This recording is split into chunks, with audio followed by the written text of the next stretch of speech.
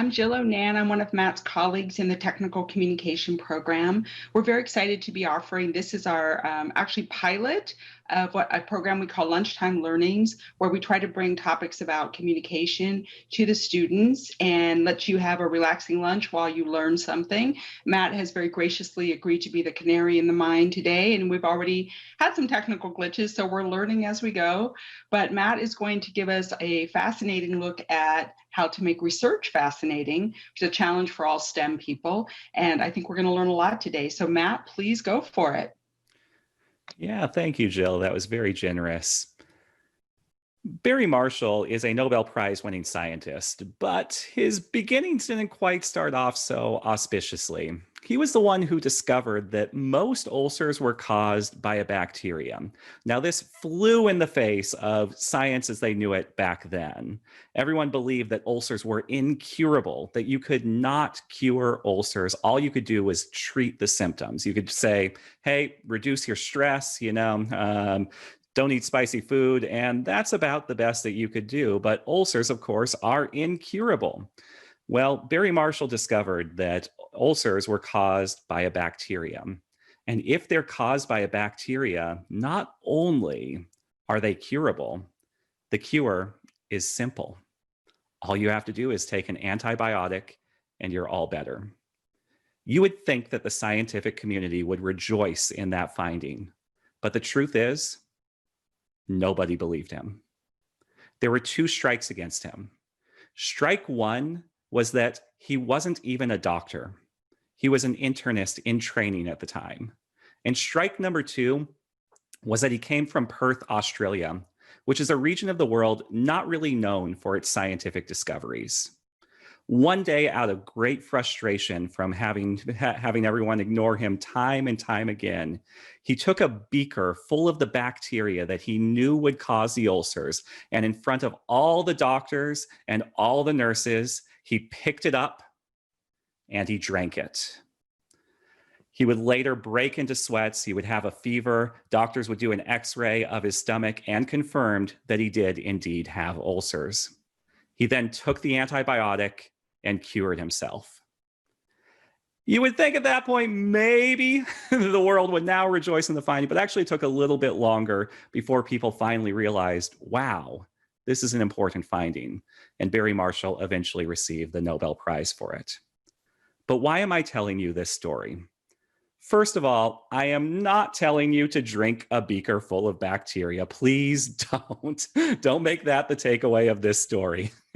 But what I am telling you is that there is always an interesting way to make your research accessible to your audience and get them to pay attention to it. So I want to talk a little bit about strategies, not to drink a literal beaker full of bacteria, but to have a metaphorical beaker that you can drink in order to make your research more accessible and fascinating to any audience, no matter who your audience might be. So let me go ahead and share my screen, and I'll share a little PowerPoint here that you can follow along with. 1 second. Maybe I'll share it. There it is. All right. So here we go. If I were to give you one encompassing recommendation that you should always use whenever you give a presentation, it is this: look at information through the eyes of your audience. You should consider, who is your audience? What do they already know about your topic? What don't they know about your topic? And also, what are their priorities? What would make your topic interesting to them? What is the thing that this particular audience is interested in? And here's a hint. Each audience will have different priorities, different values, will be interested in different things. So if you're pitching to investors, it may be a very different presentation than if you're giving a pitch to your peers within the scientific community. Now, as I alluded to when we were kind of warming up the crowd a few minutes ago, I have a 1-year-old toddler running around my house right now. And I'll be honest, I've kind of come to embrace the dad jokes. So I'm going to tell you, not just look through the eyes of your audience, but also to look through the, sorry, my slide isn't advancing, but also to look through the eyes of your audience. And what the eyes stand for in this case are interest and inform. You want to first get your audience interested in what you have to say, get them excited by what you have to say, and then you want to inform them. Now, at the pinnacle of these two axes is you. You're perfectly well informed on your topic and you're very interested in your topic. So your goal in your presentation is to bring the audience closer to you. So let's take each of these in turn, and we'll talk a little bit first about how do you interest the audience? How do you get them so that they're a little bit closer to where you are and how interested you may be in your material? So let's create an audience. There they are. They're very smiley, thankfully, a friendly audience. And let's talk a little bit about strategies that we can use to get them interested. The first one is just your delivery while you are delivering the presentation. Now, if you take or have taken my public speaking class, Engineering 103 or Engineering 203 for grad students, you learned about strategies for delivery, which are your posture, your gestures, your voice, and your eye contact with the audience. If you want to learn more about those, I will send you a handout, or rather I'll send it to Jill or Mary or whoever has all of your email addresses, the organizers of the event, and they'll pass it on to you. I'll send you a handout on each of those delivery strategies that you can learn about more if you want to. But for now, I just want to leave it at this. When it comes to delivery, you want to sound passionate about your topic. You want to sound excited about your topic. Now, I know, believe me, I know. I've sat in on countless scientific presentations where the presenter sounds bored, where they don't even sound interested in their own subject matter. And what do you think the odds are that I will get interested in it if the presenter, him or herself, doesn't even sound interested in their own material? In fact, in one study, it was found for teaching evaluations that the single most important quality for a teacher to possess in order to get high teaching evaluations is simply, do you sound passionate when you're teaching? They found that every single metric on teaching evaluation, so they had a professor, once they figured out, they did a number of variables like how accessible are you to students, how passionate do you sound, how knowledgeable are you on the subject, and they found that the number one predictor of good teaching evaluations was simply passion. So then they manipulated, and they had a professor teach the same class one quarter, but deliberately sounded uninterested while presenting the material. The next quarter sounded really interested. Everything else was exactly the same material, the same textbook, the same PowerPoint slides, the same activities, the same exercise. Everything was exactly the same. The only thing that changed was whether the professor sounded interested or uninterested while delivering the material. What did they find? What did they find? On every single metric on the teaching evaluation, every single one of them, the professor's evaluations went up simply by the presence of passion during the professor's lectures. So yes, things that you might expect, like does the professor sound excited? Yes, that went up, but also things that you wouldn't expect. For instance, how useful is the textbook? Those evaluations also went up simply because the professor sounded passionate. Even though the professor's passion has nothing to do with the textbook was the same both quarters. Even the evaluation of the textbook went up simply because the professor sounded passionate. So when you are delivering your findings, if you want your audience to get excited about them, you should sound excited too. And if you do that, it'll bring the audience a little bit closer to you. Okay. One other strategy you can use that doesn't have anything to do with the content of your presentation is that you can incorporate digital media into the presentation. We are a sucker for media. People love seeing videos. Yes, it can be from popular culture. If there's, say, a celebrity talking about something similar to the research you're doing, you can incorporate that into your presentation. But you can also just create home videos in the lab. You can show people what you do. You can show how you come up with the findings, how you create the cool product that you're creating, whatever you're doing. The presence of that digital media can also get the audience a little bit closer to you. Now, let's talk a little bit about how you can adjust the content of the speech. And the first thing I'll talk about is relevance, or what a consultant up in Burlingame, his name is Jerry Wiseman, calls WIFY. It's an acronym, WIIFY, and it stands for what's in it for you. It's a play on the more common refrain, hey, what's in it for me? But the shift from me to you is a deliberate one because it acknowledges that it's the audience who you have to appeal to. They're ultimately the judge of whether your presentation was a success or a failure. So figure out what is the relevance of your research. And here's a hint. There's always something relevant about it. There's someone funding your research, there's someone paying you to do it, and there's a reason why. So ask yourself, why is it? And then you have to figure out what makes it relevant to each individual audience. Your audience here and now sitting right in front of you, how will you make it relevant to them? For instance, let's say that you're studying photovoltaic cells. If you're talking to a bunch of other researchers about photovoltaic cells, you can definitely talk about some surprising minutia of the cell itself and how you trapped energy in a very efficient way that nobody had ever thought of before. That would be really accessible to that audience and would be interesting to them because they have the proper background to appreciate it.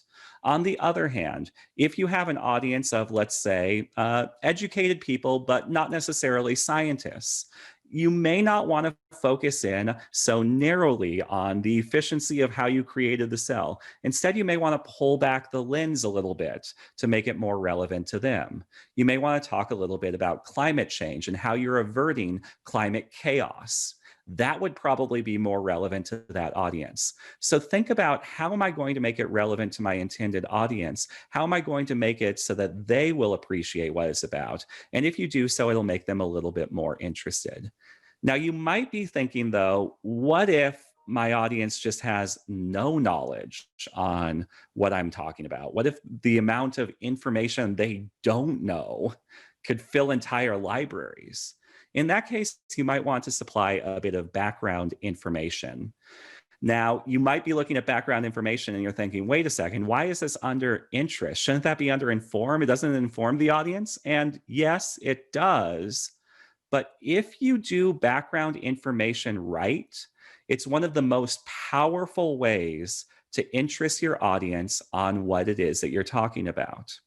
Let me tell you about one of my favorite behavioral psychologists, Robert Cialdini from Arizona State University. He was doing research on what makes certain scientific papers fascinating. Why are some scientific papers, when you read them, you're flipping through the pages like a speed reader? You can't wait to get to the end. And other scientific papers are boring as all living hell. Like, it's painful just to move from one sentence to the next. What was the difference between the two types of scientific papers? And what he found among the highly interesting scientific papers was one very consistent thing. They created a mystery. They created intrigue. They created suspense. So let me give you an example from one of the actual papers that Cialdini read. It was by a team of astronomers. The rings of Saturn are one of the most unique astronomical formations in our galaxy. What are they made out of, though? 3 different teams of scientists from 3 different universities came to 3 completely different conclusions. A team of scientists from MIT were convinced that the rings of Saturn were made out of dust. A team of scientists from Caltech knew that they were made out of ice. And a team of scientists from Oxford were utterly convinced that they were electromagnetic particles. What did it turn out the rings of Saturn are made out of?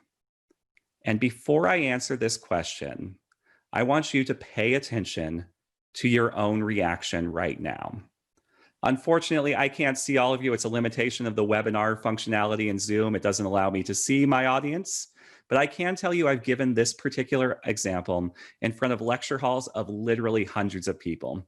And without fail, every single time when I reach this point in the presentation, in this particular story, I have 100% of the audience's eye contact with me. That does not happen at any other point in the presentation, only at this point. I'm guessing most, if not all of you, are really curious right now. You really want to know, what are the rings of Saturn made out of? So let me give you the answer. Dust. Just dust. Well, actually ice-covered dust, which might explain why the scientists came to a difference of opinions in the first place. But here's the thing. You could have gone the rest of your life without knowing what the rings of Saturn were made out of. And it probably wouldn't have affected your existence. And I'm pretty sure that most of you are not fascinated by the concept of dust. The way the researchers wrote that paper got you interested in it. It built a mystery. It created suspense. Let's analyze what they did. So they started with the question itself. The rings of Saturn are one of the most unique formations in the galaxy. What are they made out of, though? They then deepened the mystery. 3 different teams of scientists from 3 different universities came to 3 completely different conclusions. Only after building all of that suspense, keeping you on the edge of your seat, do they finally reveal the answer. And that's a powerful strategy for how to make your research fascinating. The reason why you give these presentations is because you know something your audience doesn't. You have knowledge that they lack. And guess what? That's something that you can take advantage of when you deliver your presentations. When you deliver your presentations, you can create mysteries. You can take advantage of the knowledge gap to try to make it intriguing. I don't know about you, but I have sat in on way too many bad movies just because I wanted to know what happens next. I'm like, I hate this movie. This movie's so dumb. But does he get the girl at the end? Does she get the job? I've sat through so many bad movies just because I wanted to know how the mystery ended. Your presentation is not a bad movie, but you can still use it to create a lot of interest surrounding it. Let me give you one last tip before we move on to the next one. What if the audience's gap in their knowledge is more like a chasm?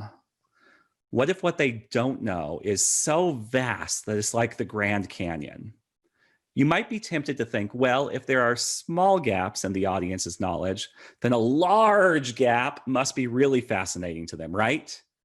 Actually, no, it's just the exact opposite. Let me give you this scenario. Imagine that you had memorized 42 out of 45 presidents of the United States. How motivated would you be to memorize the last 3? Now let me flip it on its head. Imagine you had only memorized 3 out of the last 45 presidents of the United States. How motivated are you to memorize the next 42? We get curious when there are small gaps in our knowledge. If you came up to me and said, Matt, have you heard about the new study of public speakers that has been effective in curing nerves in 99% of public speakers? I guarantee you would have my attention because I have not heard of that study. And I think I know quite a bit about public speaking, but I don't know about that. So you exposed a gap in my knowledge. But if the gap is more like a chasm, that's where you need to use background information. Just like the team of scientists who wrote about the rings of Saturn did. They gave us just enough information. 3 different teams of scientists from 3 universities came to 3 different conclusions, gave us just enough information, filled in that chasm, filled it in until only a little gap remained in our knowledge. And when that little gap remains, don't reveal the answer. Not at once, anyway. Allow the curiosity to sit for a moment. Allow your audience to build intrigue. And if you do that, it'll bring the audience a little bit closer to you. Okay, the last one I want to talk about is what I call active engagement. And I want to contrast this with what I would call passive engagement. Passive engagement is what I described when I talked about delivery at the very beginning, sounding passionate while you are talking about your research. That's kind of passive for the audience. Yes, they get excited because you're excited, but they're not actively doing something. Active engagement says, look, yes, it's a presentation, and yes, I'm the speaker, but I am going to bring the audience into this presentation. I am going to make them a part of the presentation. And you can do this through a number of different ways.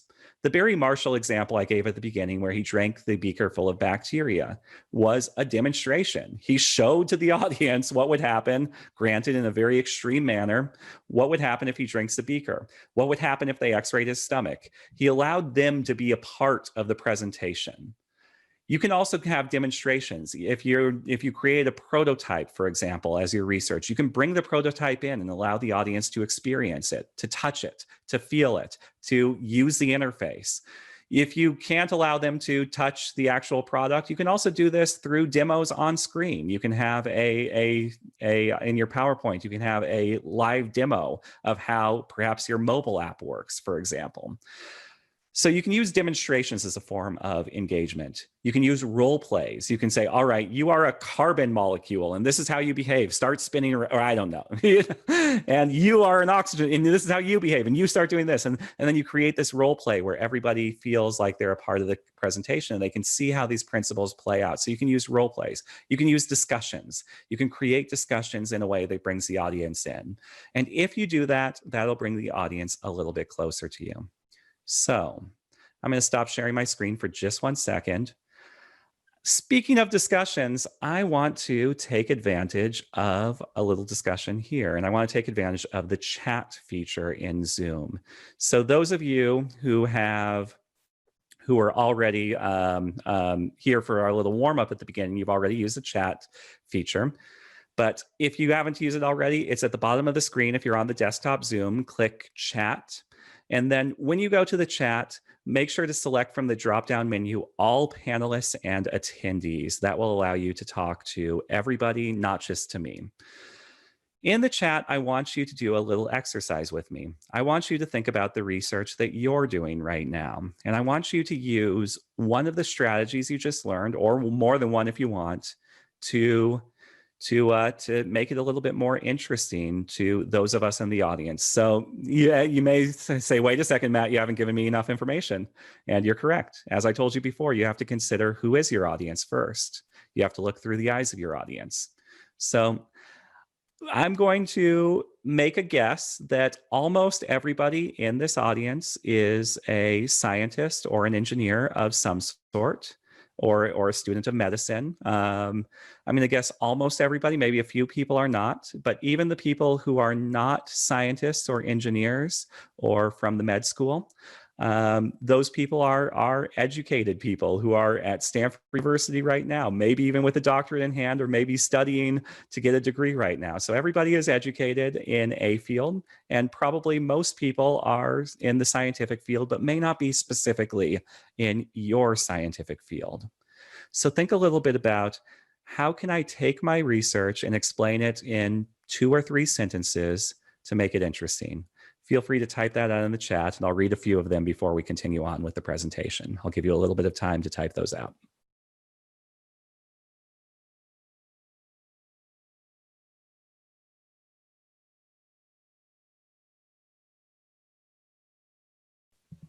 And as people are typing them out, I'm just noticing some questions in the chat that I didn't see while I was delivering the presentation earlier. Jessica asked, what was the name of the researcher who studied what made research papers interesting? That was Robert Cialdini of Arizona State University. What's in it for you is correct, Preetam. I'm not sure if I said your name correctly. I apologize if I said it incorrectly. Anna Marie also says, a lot of people are saying what's in it for you. Cool. Yeah, I think I caught up with all of the questions in the chat.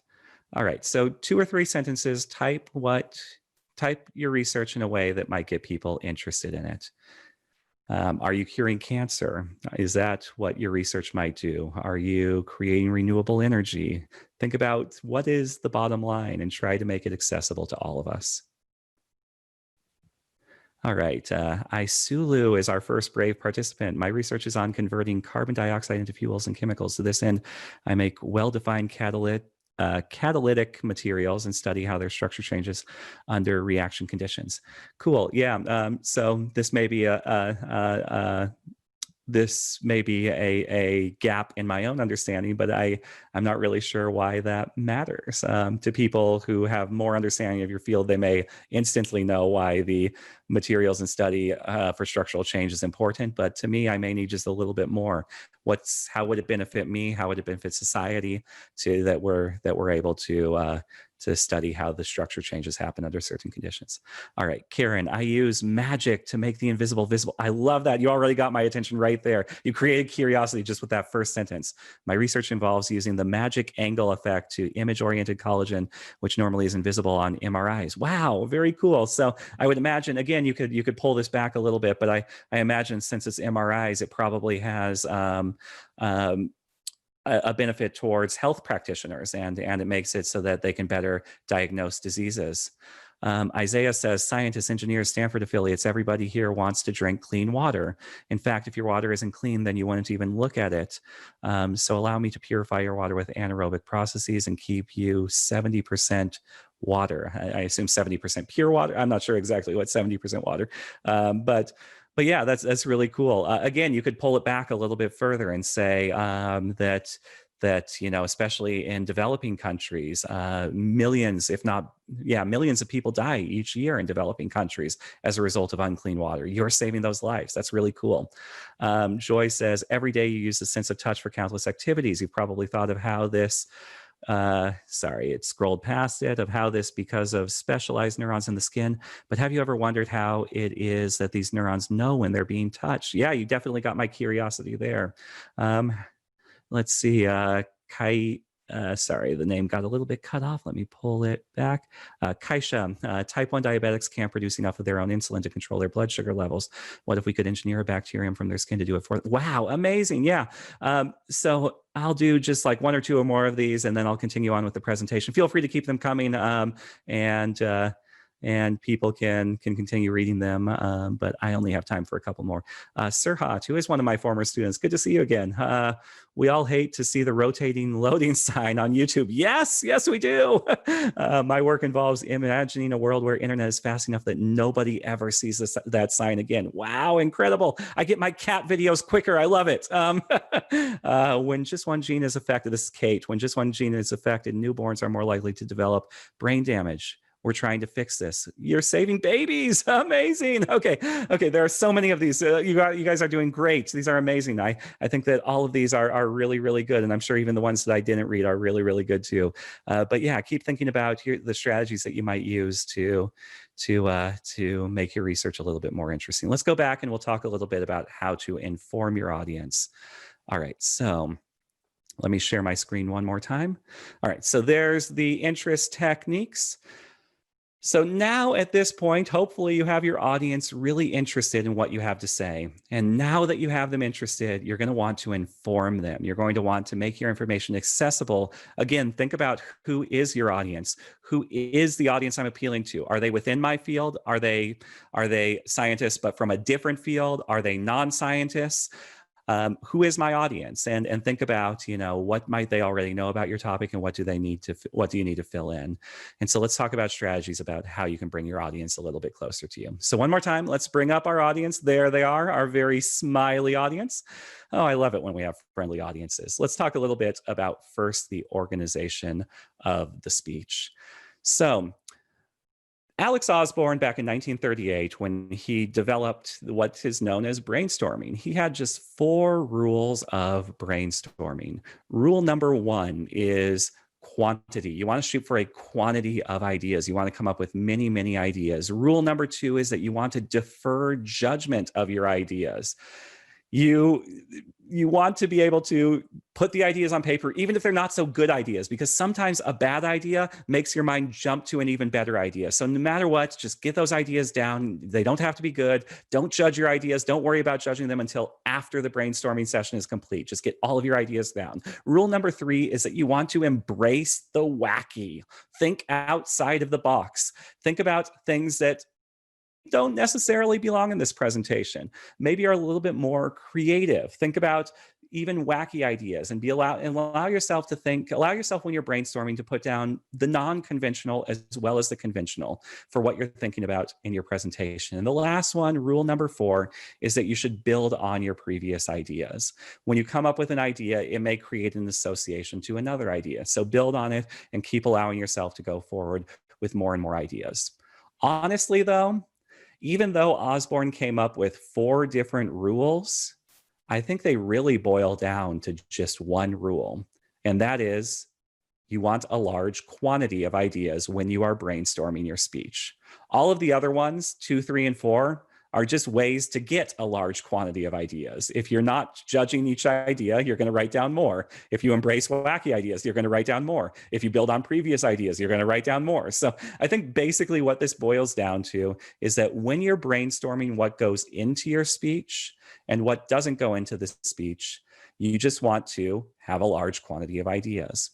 And as it turns out, There's a large amount of research in psychology that has found that if you want to craft an interesting speech or an interesting product or a compelling anything, the key to that is quantity. Let me take a step back and we'll talk a little bit about this. In Entrepreneur Magazine named somebody as their most failed inventor of all time. This inventor came up with a talking doll that came to much acclaim. The media followed him around. They said, the wizard is at it again. He's creating a doll just in time for the holidays. The kids are going to love it. And so they created this talking doll. And unfortunately, the doll was hugely expensive. It would cost 2 weeks of pay for the average person. And when they finally completed construction on the doll was very fragile. Children would get the doll and it would break almost immediately. But even if your doll actually survived, even if you did get the talking doll that you ordered, it would sound like this.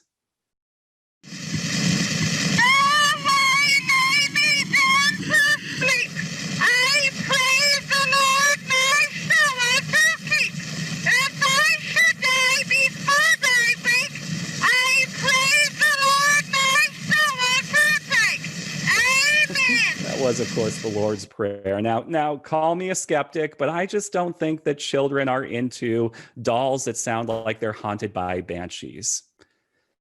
Now, this failed inventor, this was just one of many different ideas that failed. In fact, when the media confronted him about all of his failures, he said, I didn't fail. I just found 10,000 ways that wouldn't work. And there might be something to his optimism. After all, he created the light bulb, the motion picture camera, and the phonograph. Who am I talking about? I'm sure some of you already know Thomas Edison. Oh no, the talking doll is talking again. I'm sorry about that. I don't know why the talking doll started playing again, but nonetheless, let's talk a little bit about our most failed inventor. So, yes, there we go. Amen. All right. Bye-bye, talking doll. All right. Yes. And speaking of failures, me playing the talking doll again, I think that counts as a failure too. But Thomas Edison. So you might be thinking to yourself, well, what gives here? Thomas Edison, as it turns out, had 1,093 patents, which up until about 10 years ago was a record for the most US patents filed ever. But only a number of inventions that you can probably count on one hand ever garnered any acclaim. So what gives? Is Thomas Edison a genius inventor? Or is he someone who just played the odds and got lucky with only a few inventions? As it turns out, he's both. Dean Keith Simonton has spent his life, and he's an old guy now, he's spent 45 years researching eminence in all different fields, from science to the arts to entertainment. And what he found consistently in every single different field was that people who achieve transcendental levels of success are also the people on average who produce a lot more content than everybody else. I'll give a few examples that come right out of Dean Keith Simonton's research. Shakespeare produced 37 plays and 154 sonnets, but there are very few that you remember. Most of them were total flops. Mozart composed more than 600 pieces before his death at 35 years old. Beethoven produced 650 during his lifetime, and Bach wrote over 1,000. What about Pablo Picasso? His oeuvre includes more than 1,800 paintings, 1,200 sculptures, 2,800 ceramics, and 12,000 drawings. And that doesn't even mention the prints, rugs, and tapestries. But only a small fractions of his works garnered any acclaim whatsoever. In poetry, we might recite Maya Angelou's classic poem, Still I Rise, but we forget that she wrote 165 other poems. We might also remember her moving memoir, I Know Why the Caged Bird Sings, but we pay less attention to her other 6 autobiographies. In the field of science, Einstein wrote papers on general and special relativity that totally transformed the field of physics. But did you know that he published 248 publications, and almost all of them had very, very minimal impact on the scientific community? The bottom line here is that if you want to succeed, the key to success is embracing a large amount of ideas, even ideas that may seem bad at first, because when you put down that bad idea as you're brainstorming, it may lead you to an even better idea. This is what Dean Keith Simonton calls the equal odds principle. What he found is that for each piece of work that comes out, the odds of it achieving transcendental levels of success are roughly the same. And it doesn't matter how old you are, it doesn't matter at what stage you are in your career. He found that even older people or younger people, when you say, well, young people are innovative, no, older people have more experience. It doesn't matter. You have equal odds with each contribution you make of making a transcendental level impact on your field, no matter what stage you are in your career. The only predictor of success that Dean Keith Simonton found was that the people who received these high level of success tended to be the people who took the most shots. If you had 1,000 arrows to hit that bullseye, you're more likely to hit it than if you only fire one. So let's go back to your speeches. When it comes to brainstorming your own speeches, you want to come up with a large quantity of ideas. If you want to come up with a cliched speech that everybody's heard 1,000 times before, by all means, go with your first idea. Because what's at the top of your mind is probably at the top of everybody else's mind too. The ideas that come out easily for you are also the ideas that come out easily for everybody else. If you want to push yourself beyond the mundane, beyond the orthodox, you want to push yourself past the ideas that are easy to come by. The ideas that when your brain starts struggling a little bit, that's where your most creative ideas lie. When you push yourself past the easy ideas, that's when you get into your creative space. In fact, a study from Northwestern University confirmed this. They asked undergraduates to come up with creative Thanksgiving foods, and they offered a cash prize to whoever came up with the most creative Thanksgiving food. They told them, write down as many ideas as you can come up with in 10 minutes.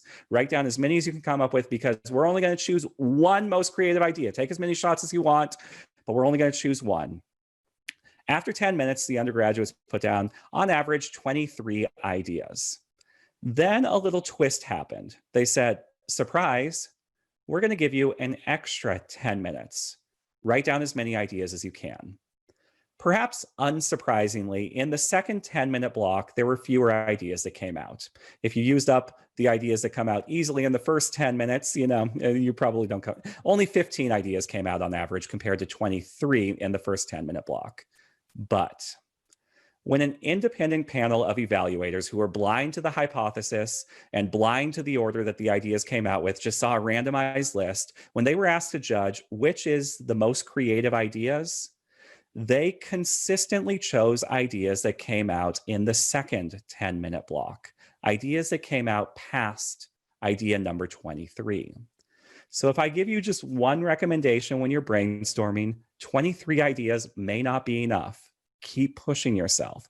That's when your brain gets truly creative, is if you allow yourself to push past idea number 23. For example, in the Northwestern study, the first 10-minute block of 23 ideas tended to be plagued with all kinds of commonplace Thanksgiving food: turkey, cranberry sauce, gravy, mashed potatoes, stuff like that. In the second 10-minute block, that's where people got a little bit more creative. One of the ideas that came out in the second 10-minute block was turkey-shaped waffles. Okay, a little bit more creative. And so if you want to be creative, push yourself past. So how do you do that? How do you come up with a large quantity of ideas, as Alex Osborne talked about, and as Dean Keith Simonton found when he studied immanence in all fields? How do you get to a quantity of ideas when you're brainstorming your speeches? One strategy that I like to recommend is called the mind map. Now, this mind map I took from the internet. I did not design this one myself. But I just want to point out, first of all, that it appears, actually more than appears, this is a machine-generated mind map, and that's fine. You can find software to create mind maps if you prefer, but honestly, my preference is do it by hand. Do it on a blank canvas. Do it on a blank sheet of paper with just a pen or a whiteboard with a marker, but use a blank canvas. But you can also use software. There's lots of software for mind mapping, but this is what a mind map looks like. You have a central idea in the middle of your mind map. In this case, the central idea is loving relationships. And then you have branches that go out from that central idea. You have big ideas that branch off of that, and then little ideas that branch off of each of those. So you keep creating more and more branches. I want to point out a couple of things that I like about this particular mind map. First of all, you can see that they've obviously generated a large quantity of ideas, and that some of them go outside the box. Like, for instance, if you just told me word association with loving relationships, I probably wouldn't have come up with an arcade, which I see in the top left corner.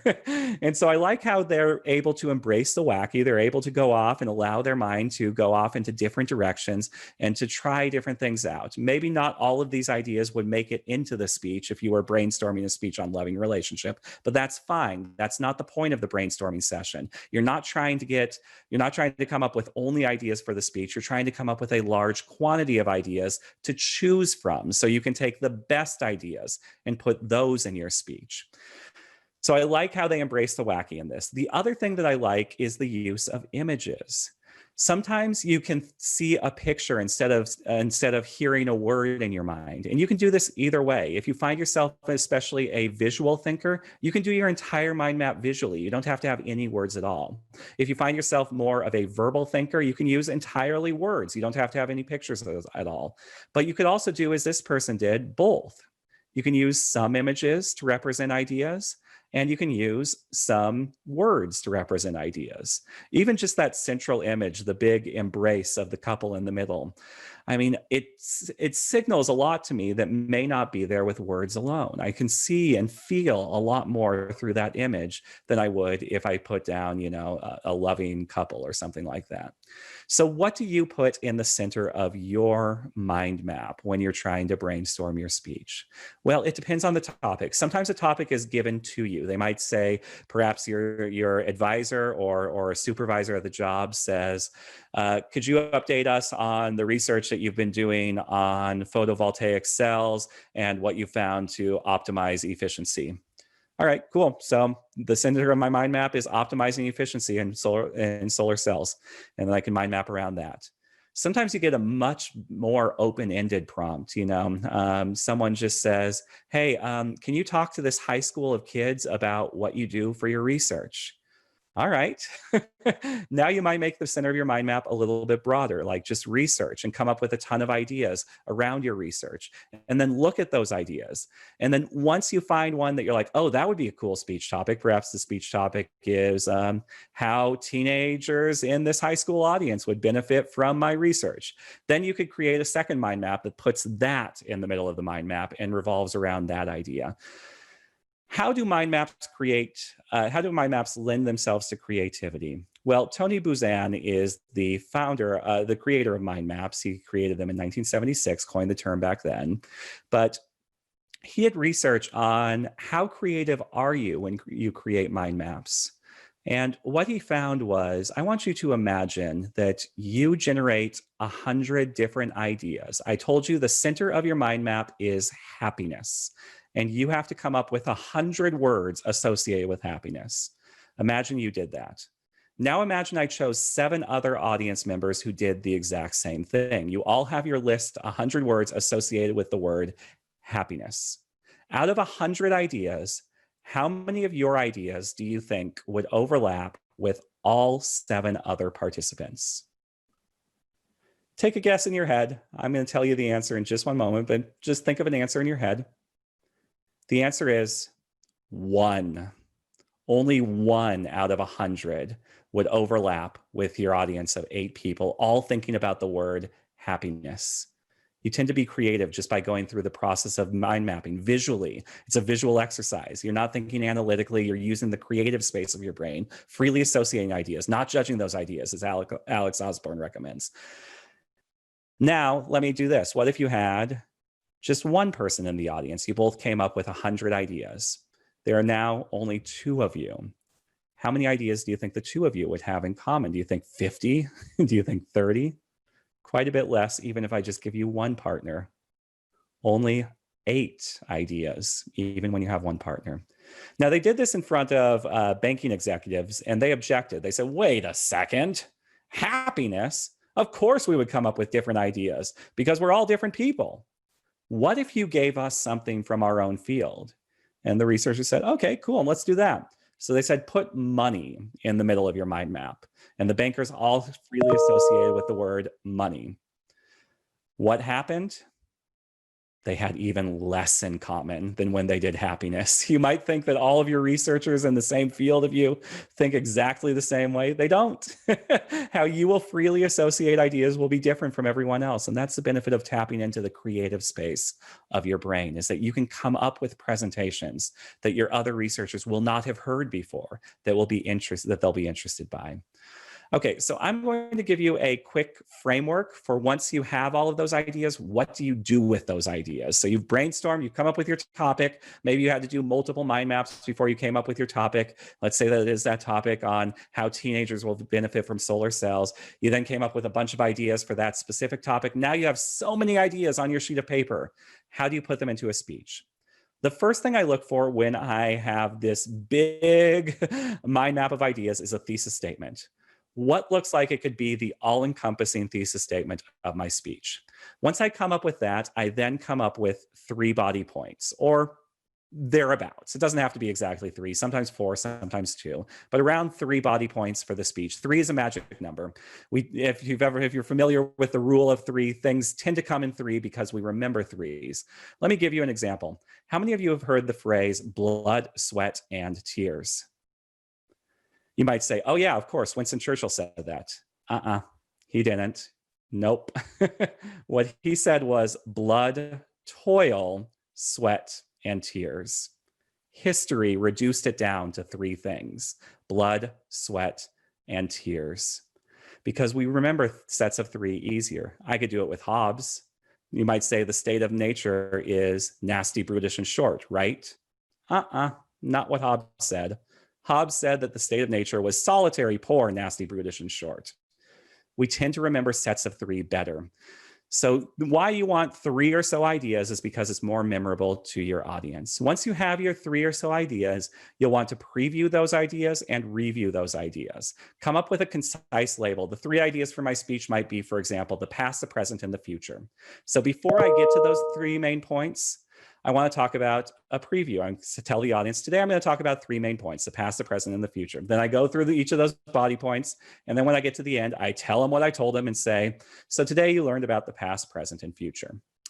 When you come up with your preview and your review, as well as your body points, you want concise labels, 1 word or only a few words at most for each label. So past, present, future is easy to remember because they're 1 word long.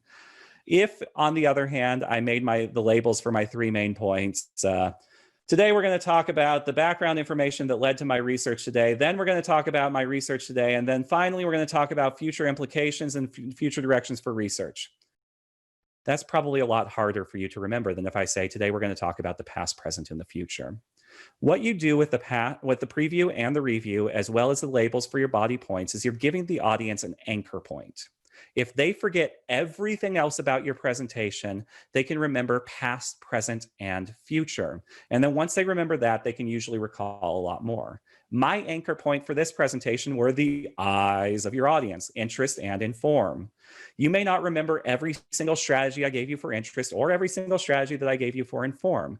But once you remember that the topics that we talked about were how to interest your audience and how to inform your audience, you'll probably remember a lot more. You'll be like, oh yeah, he talked about interest. Oh, the rings of Saturn. That was a cool example. He talked about how Barry Marshall engaged the audience by drinking a beaker. That was a cool example. So you usually remember quite a bit more once you have that simple anchor point.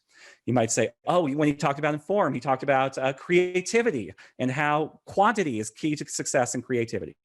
Okay, once you have your preview and your review and your concise body points, concisely labeled body points, you then want to create a hook to draw the audience in and a finale to leave them wanting more, to get them to want to consider your message even after the speech ends. Here's a challenge with speech making. It's ephemeral. It's not a written paper where people have a permanent copy of it afterwards. You want to make an impression during the speech. And so you want them to consider your topic even after it ends. You want your message to live on. So that's the role of a good finale. So this, in a nutshell, are 3 different parts: an introduction, a body, and a conclusion. And then once you have each of those parts, you also want to come up with organic transitions that seamlessly move you from each part of the speech. Now, I want to concede right here that this is not the only way to organize a speech, but it is time tested. In fact, this goes all the way back to some really old Greek dude by the name of Aristotle. He was the first one to introduce this, and it survives today because it's very memorable. People remember speeches that are given in this structure. I'm not going to tell you it's the only way to organize your speech, but I am going to tell you it's a very simple way to organize your speech and a way that works. So if you don't want to think too hard about organizing your speech, use this template. It'll work for you. So if you organize your speech well, it'll bring the audience a little bit closer to you. Okay, I'm running out of time, so I'm going to go quickly through the last few. Visual aids are also a way to get the audience closer to you. So this is a slide by NASA scientists and NASA executives right before the Columbia Space Shuttle example. And I just want to highlight a few key points. You can look at this slide later on. I'll send a handout to you if you want to examine this slide in greater depth. But there are some problems with this slide. Specifically, the top half of the slide, starting with the title, says it's safe. Let's bring the space shuttle back to Earth. Review of test data indicates conservatism for tile penetration. It's safe. Bring the space shuttle back. Crater overpredicts. Our research model, that's what Crater is. It's a research model to predict damage to the space shuttle. Crater overpredicts. Forget about Crater. It always overpredicts. In fact, significant energy is required to penetrate a hard tile. Forget about it. Everything's fine. But as you go into the second half of the slide, those reassurances vanish really quickly. Test results do show that it is possible. What's possible? You have to go up to the previous line just to figure out what it's even talking about. Significant energy is required to penetrate the hard tile coating. That's possible at sufficient mass and velocity? Well, that's some scary stuff right there. And as you go farther down, minor variations in total energy can cause significant tile damage. Oh my gosh, that's some really scary stuff right there. As it turned out, the NASA executives saw this slide that was given by the NASA scientists, made the judgment that it was safe to re-enter Earth's atmosphere, and killed all 7 of the crew members. Could the accident have been avoided? The answer is yes. In fact, the Columbia Accident Investigative Review Board concluded exactly that. NASA's own board that went into, could we have avoided this accident to prevent it in the future? And they found a number of things they could have done to prevent the accident. But one of the things they found was that they could have made a better PowerPoint presentation. Now that frightens me, that life and death can be decided by PowerPoint. And I hope that's never the case for you, but nonetheless, there are always stakes in all of your presentations. So let's talk about strategies for your visual aids. I want to talk a little bit about John Mayer's multimedia learning theory.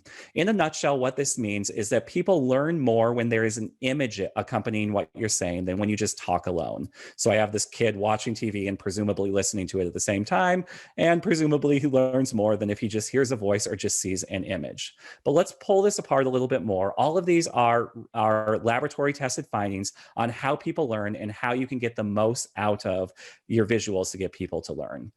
The second is what he calls the modality principle. People learn more when they hear vocal delivery than when they read verbal delivery.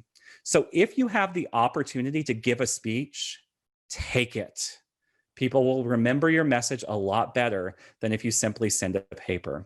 I know sometimes speaking can provoke anxiety, but it's well worth the effort because you can get people to hear you, get people to understand your findings better, get people to interact with you, and get people to understand the scientist behind the science. So if you have the opportunity to give a speech, you can get people to learn a lot more than if you simply write a paper. Now, you might be tempted to say, though, wait a second, if people learn from text and they learn from image and they learn from voice, well, why don't I just put all three? And as I go to the next slide, I want you to pay attention to what you naturally do on this slide when it comes up.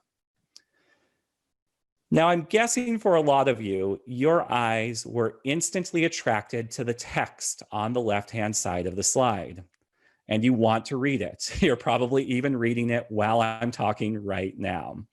As it turns out, people learn less when you have text on your slides than if you have voice and image. So wherever possible, take that text and remove it. Replace it with images instead. People learn a lot more when there is just voice and images. Why is that? Because when there is text on the slide, and just like that NASA slide a moment ago, when there's text on the slide, first of all, it distracts people from important images on the slide. You may not have paid attention to the diagram I gave you on the right-hand side when you saw the text, or you may not have given it the same weight as you would otherwise have given. But second of all, your brain gets distracted. The visual channel does not conflict as much with the auditory channel, but the verbal channel conflicts with the vocal channel. You're processing language in both. And when you're processing two different versions of the exact same message, it's hard for your brain to understand either of them. You learn a lot more when you get a lot of that text off of the slide. But you may have noticed something that I talked about a moment ago. You are attracted to the text. You read the text. You can't help but do it. So there is definitely a role for text on your slide. Just make it limited. Make sure that you reduce the amount of text on your slide. So that way the audience pays attention to the key parts and then goes back to listening to you. Okay, the penultimate one I want to talk about is the coherence principle. And this is a real life slide that was presented to the US military during the War on Terror in Afghanistan. The generals were thoroughly confused when this consulting firm came in and showed this particular slide. In fact, one general quipped to the media, "When we understand that slide, we will have finally won this war." Okay, so the coherence principle finds that people learn more when there's a lot less on your slide. People learn more if you reduce the total amount of information that you put on a PowerPoint slide. In fact, Nancy Duarte, who is the brilliant mind who came up with the slides behind Al Gore's An Inconvenient Truth, which won Al Gore a Nobel Prize and an Academy Award for Best Documentary, even though it was just a PowerPoint presentation. He was just giving a PowerPoint presentation for the entire documentary, and she designed all the visuals for that PowerPoint presentation. Nancy Duarte gives a recommendation for your visuals. The audience should be able to take in the entirety of the visual in 3 seconds.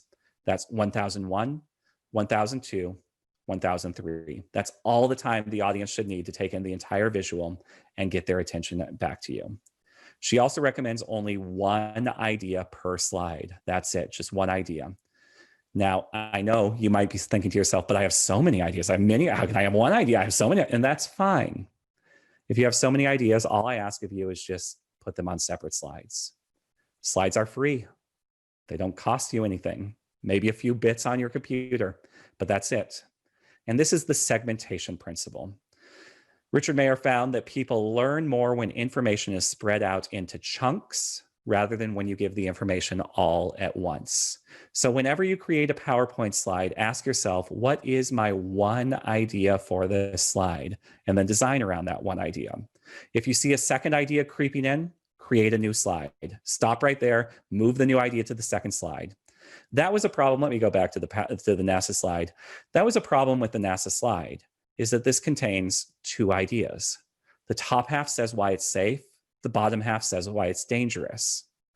The problem with having the second idea buried underneath the first idea is that it seems subservient to that first idea.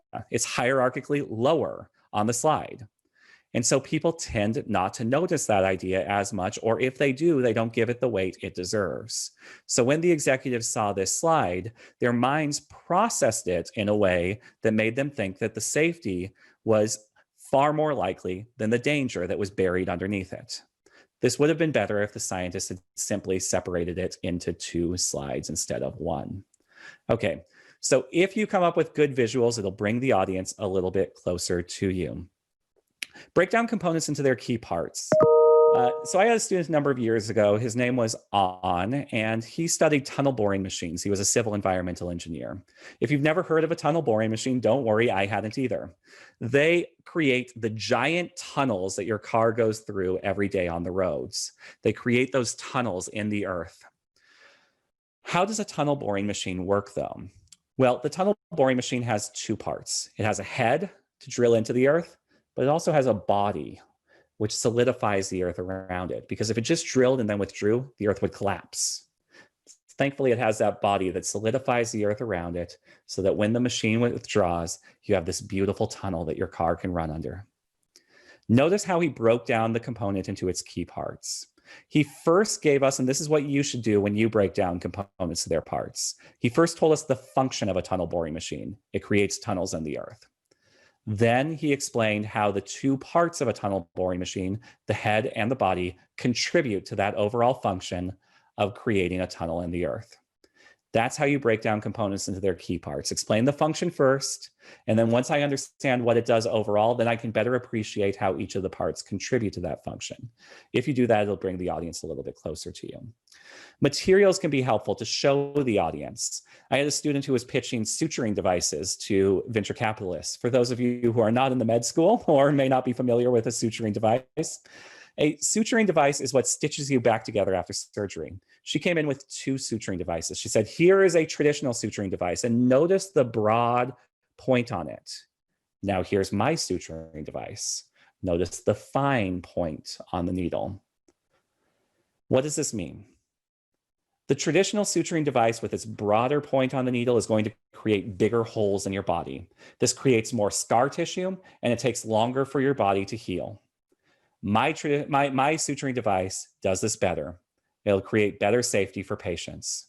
By bringing in the actual material that she was talking about, though, it allowed us to see it and experience it and understand it a little bit better. It brought the audience a little bit closer to her. Okay, abstractions are great for people in your field, like blueprints, models, diagrams, stuff like that are great for people who already understand how to read those blueprints, diagrams, and models. If you have somebody who's not already familiar with it, maybe even someone within your field who just doesn't know the model, for example, or someone who's from a related field who hasn't been exposed to it, or somebody outside of your field. If you don't have somebody already familiar with the abstract representation, you have to break it down to the concrete. You may have noticed that I've been doing this throughout this presentation. I've talked about various principles throughout cognitive and experimental psychology, but I've always broken it down with examples. I've told you stories throughout this presentation. You should do the same. I can give you an example from the PhD research of Beth Betschke right here at Stanford University. She researched organizational behavior and specifically communication breakdowns in major corporations. She found that the biggest and most costly communication breakdowns that happen within a company were between engineers and assembly workers. What would happen is everything would be fine until one of the machines broke down. The assembly worker would run up, go to the engineer's office and say, our machine is broken. We can't make the products anymore. Please help. And the engineer would pull out a blueprint and would draw up the machine and said, okay, here's how you fix it. You just do this right here. You do that right there. Okay, go. The assembly worker goes down. They try to fix it. They can't. They go back up. They say, I'm sorry, I don't understand this blueprint. Could you please help? And the engineer would tend to take the blueprint and start making it more detailed, more complex. This right here, see this part right here, you know, this is what you, well, if they didn't understand it when it was a simpler diagram, what do you think are the odds are when you start adding more complexities to it? All that you need to do to help that assembly worker is just go down to the assembly line and show them which damn screw they're supposed to turn. That's concrete. A screw is concrete. A blueprint is abstract. When it comes to your abstractions, you want to make them as concrete as possible to help your audience to understand it. And that'll bring the audience a little bit closer to you. Okay, last but not least is that one way to make your abstractions more concrete is through analogies or comparisons. Sometimes you can take what the audience doesn't know and relate it to something they do know. Let me ask you this question. Do you know what a cruth is? Like I said, I can't really see your faces right now because of the webinar's limitations, but usually when I do this with live audiences, I get everybody in the audience without exception saying, I've never heard of that thing in my life. If you happen to know what a cruth is, congratulations. Pretend you don't for a moment. I'm going to read to you the dictionary definition of a cruth. Here it is. The cruth is a bowed lyre, a type of stringed instrument associated particularly with Welsh music and with medieval folk music of England, now archaic, but once widely played in Europe. Okay, so if we were creating an orchestra, do you know what the cruth sounds like? Can you hear the cruth in your mind? Probably not. Okay, let me give another example. Let me give another definition, but instead of reading the dictionary definition, I am going to give you a definition through an analogy. A cruth is an ancient Welsh instrument. It's just like a violin, except that it has rounded corners. Now, can you hear what a cruth sounds like in your mind? You probably can. You at least have some idea. You may not know exactly until you actually hear it, but you have a better idea than the dictionary definition. And that's the power of analogy. When I tap into something you do know, a violin, I can probably explain better something you don't know, a cruth. You can hear it a little bit better in your mind. You can also picture how it's played. When I told you the first definition, could you picture how you played it? You've heard a stringed instrument, but did you know that, were you thinking, do you pluck it? Do you use a pick like a guitar? Once I tell you it's like a violin, you say, oh, you play it with a bow, and you'd be correct. So the power of analogy is that it taps into what people know and it allows them to better get an idea of what it's like than even just giving a list of technical features like the dictionary definition did. So if you use analogies, it can bring the audience a little bit closer to you. Okay, so you did it. Congratulations. You've gotten your audience interested in your presentation and you've informed them about what it is you have to talk about. You've brought them a little bit closer to you. Now, I am hugely excited because each and every one of you has the power to go out there and make your research findings known to anybody. It doesn't matter if they are in your field or somebody from outside of your field. Oftentimes, when you're in a corporate structure, you might have to talk to people who have nothing to do with your field. You might have to talk to a marketer. If you're trying to pitch your idea to venture capitalists, they may not be from the same field as you. You may have to pitch to investors. And so using these ideas, you can take your research and make it accessible to anybody, but as important, you can use these principles to make them say, that sounds really cool. Tell me more about it. I realize that we are now at 1:15, so we are out of time, but I'm happy to stick around if anyone has any questions. If you have to leave, please do get out of here. I will stop sharing my screen and we can take questions. Oh, I saw make it stop and I got worried and then I realized you guys were talking about the doll. Yes, make it stop. Okay, let's see. Do you have an outline of your presentation or materials you can share with us to help us memorize? Yes. Not only will I be sending you the outline of this presentation, but I will also be sending you, or rather I'll send it to Jill and she'll pass it on to all of your email addresses. I will be sending you a lot of optional resources if you want to explore any of these concepts in greater depth. A lot of the citations that I used. One person asked earlier, what was the name of that guy who did the research papers and what made them interesting? So I'll give you the link to Robert Cialdini if you want to read that on your own. So I'll send you a bunch of optional resources that you can read on your own if you want to go in greater depth. Thank you for all of your kindness. I see lots of people saying, this was great. Thank you. I really do appreciate that. Jill wants to say something, so I'll hand it over to her. Oh, Matt, I just wanted to break in. I believe that you can just put a link into this chat if you want and just send it to everybody right now if there's a particular... It's actually a text document that I have that I can copy paste into an email, but okay. I should put it on the web. That's a good idea too, but I just haven't. All right, no worries. Just wanted to let you know you have that capability. Cool. Yeah. So if anyone has any questions, feel free to ask. Otherwise, we'll call it good. Oh, I see a question. How do these strategies change when it's a short presentation, like 3 minutes or 5 minutes? Oh, so Mary, the director of the TCP, says we will also be sending you a link of the recording to this presentation if you want to review it afterwards. Yes, we will. So the question from Shriyam, oh my gosh, I'm so sorry. Shriyamia, I apologize. I probably got that wrong. I'm so sorry about that. But nonetheless, the question is, what do I do if it's a very short presentation, like 3 minutes or 5 minutes? Tell you what, I will include in the resources that I offer after this presentation that will be sent to you by email. I will also include strategies for elevator pitches as well. As a short answer to this question, one good thing that comes from the brainstorming that we talked about earlier is that once you have a good thesis statement that is interesting, that draws the audience in, you can easily adapt the presentation to any length. So if you only have 10 seconds to make an impression, you can just give your interesting thesis statement and that's it. Hopefully it leads to a dialogue where the person says, wow, that does sound interesting. Tell me more about that. So I think that, the 10-second elevator pitch is especially useful in like networking settings when you're talking to a lot of people and they're not obligated to talk to you. They can walk and talk to someone else instead. Then you really want maybe a 10-second statement that draws them in and makes them ask you a follow-up question. So creating that tailor-made statement that gets people interested, intrigued, makes them ask you questions, makes them engage in a conversation with you. That is kind of the very shortest presentation you will ever give, is 1 or 2 sentences where you try to capture attention immediately. But once you do have that very catchy statement, you can then create a presentation no matter what length around it.